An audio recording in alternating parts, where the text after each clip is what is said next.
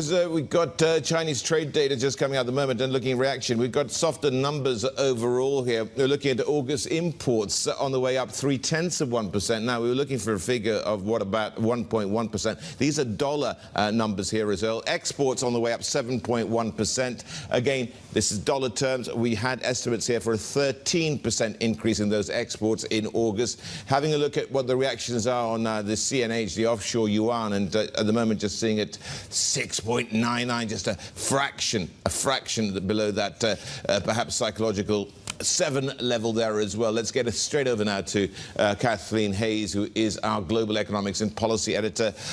A lot of food for thought here, Kathleen. Boy, things have slowed down, haven't they? These are some pretty weak numbers, particularly that export number down, only up 7.1%. And don't just look at the estimate. Look what it was the month before.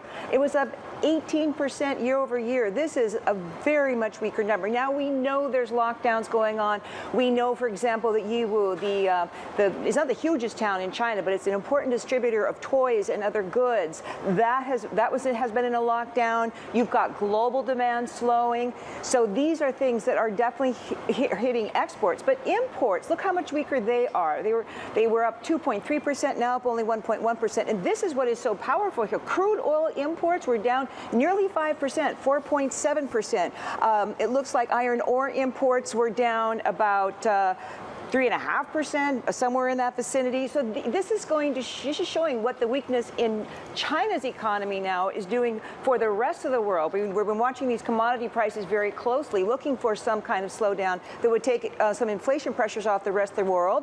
And it looks like we're starting to get them because the problem for China is, number one, again, global economy slowing. They've got the lockdowns, which as long as you've got COVID-0 in place, as you know, those are going to stay in place. But the Chinese consumer is still very reluctant to spend. You've got the property developers in crisis. You've got construction slowing down. You've got all these things hanging over the Chinese economy, and you can really very clearly see them in this report.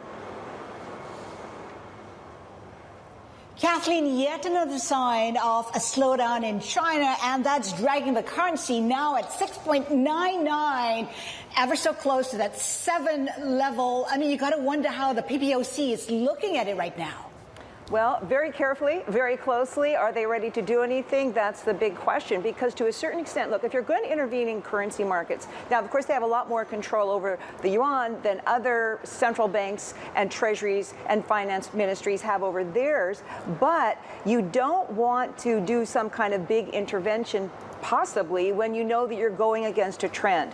So I think that remains to be seen, because what does a weaker currency do for China? Well, it could help those exports that are getting so much weaker. It could it'll make imports, whatever they're having to importing to construction, because that's a lot what the story is for China. It's materials, right? It's things that they take and make into something else that will raise those costs. China isn't too worried about inflation rising, but they're certainly worried about the pressure on their consumers, on their businesses at a time when the economy is being hit by so many different things.